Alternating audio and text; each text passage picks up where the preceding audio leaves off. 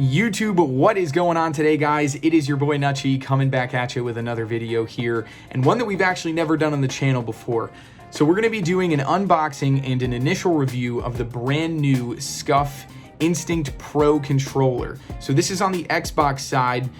They can be used on Xbox and PC. I did manage to get my hands on one of these at Call of Duty Championship weekend. We were just in LA. So I wanted to, review this because I have had a lot of the SCUF controllers in the past, both on the, the Xbox 360, the Xbox One, and then both of the PS4 controllers as well, the Infinity and the Impact. Definitely want to see if there's, any major differences here, if it is worth buying this controller over some of those other ones that are already out. So let's just get right into the unboxing and see what we think. All right, so we do have the box here now, and I will say that the new packaging is definitely, higher end, a little bit more luxury compared to the previous boxing. I do actually have an older controller here, the Infinity 4PS. This one had the top that just slid off, and then you would open up the box like so. Your controller would be on the inside, and you would have your, extra paddles, your magnetic remapping key there, and then whatever else, let's say you got any sort of extra thumbsticks or anything, you could have those in there as well. And then the key ring actually would sit in here, and you would be able to change out the thumbsticks if you needed to. So that was the old packaging, which is still nice, but looking at this new one here, you can definitely tell they put some more effort, more thought into this. So we'll open it now. It does slide open like so. And then you've got your controller sitting on the inside like this. And so let's take an initial look at the controller here. And yeah, you can definitely tell that, just from an initial look, it definitely seems more premium, a little bit more durable already, you can tell. And it does have the changeable faceplate here as well for the new ones, which will be pretty cool. So you will be able to switch out if you don't like, the specific faceplate that you have, you can switch that out, and it just kind of snaps right back in place, which is really nice. And then the paddles, of course, being entirely different. Instead of being down the middle here, if you had two, it would be here, four would be another one on the inside. They're just right here.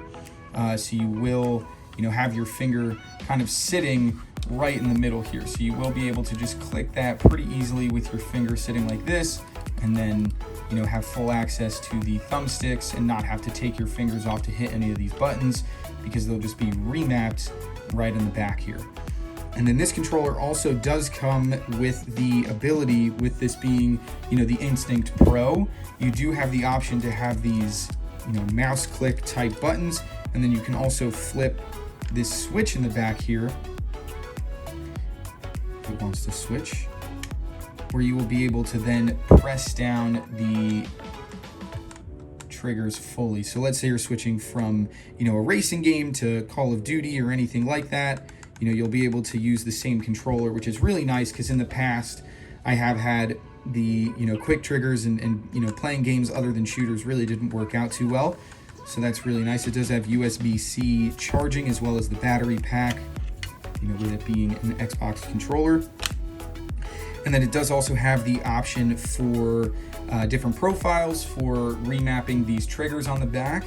So like I said before, if you're switching between, shooting games and racing games, you can just quickly click these buttons. Let's say profile 1 is shooting, profile 2 is a driving game, and then you can just have that remapped really quickly. On the bottom here, you've got your headphone jack for, any sort of headsets on the Xbox side of things. I believe that's what this one is, to be honest. I actually haven't had an Xbox in ages, so I can't remember entirely. But yeah, overall, it looks great. It feels great. It definitely fits in your hands really well. For the Xbox controllers, I will say you do need to have slightly bigger hands if you want to be able to get at all the buttons. Just kind of the way that it's built there. And then it does also have the automatic mute button here right in the middle, which is definitely really nice, because I know they haven't had those on previous controllers. And then for the rest of the box here, You just pull this middle bit up, and then it'll have all of the paperwork that you need for, remapping, any questions you have, safety information, and all of that, things that we're probably never actually going to look at. And then to compare that really quickly to the older controllers, so again, this is the Instinct Pro, the Xbox side, and then I do also have my Impact from the PlayStation side, just to give you an idea of the paddle difference on the back of these controllers. So this one being the Impact on the PlayStation side, and then this one, the Instinct Pro. I do really like the fact that they've changed those paddles, because if you see here on this one, if you did want to reach your finger across, you would have to go all the way over. Instead of being able to just kind of keep your finger in one place, you'd have to, if you can see here, reach across the back. Not a huge deal, but definitely, some, performance improvements, I imagine, on that side of things.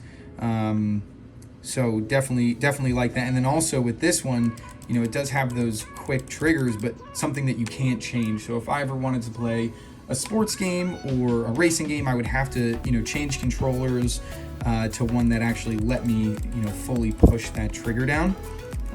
This one does have the click stops for the, upper triggers as well, which I think was pretty nice. This controller here, the Instinct Pro, doesn't have the specific click ones, but again, I don't think that's actually a huge deal, because it's still, relatively the same kind of force you have to push down on that. But yeah, overall, at least my initial thoughts, I do think that this controller here is going to be, a huge upgrade for anybody that is going from a regular controller. And then if you are going from controllers that already have the paddles on the back, that's kind of, your, prerogative if you're trying to get these. But I think the biggest performance upgrade is definitely going to be these switches here, being able to use this controller, not only with shooting games, but also with any racing games and sports games, and then also the profiles to be able to switch between those without having to use a different controller. So yeah, I do think this is a great controller, and one that I'm going to be using a lot, and I will be posting a lot of reviews, or at least a future review once I've had some time to use it and compare it to some of the other controllers that I do have. All right, so that's going to do it for the unboxing and the initial review of the controller. I will say that I like this controller a lot. I don't know if it's necessary for everybody.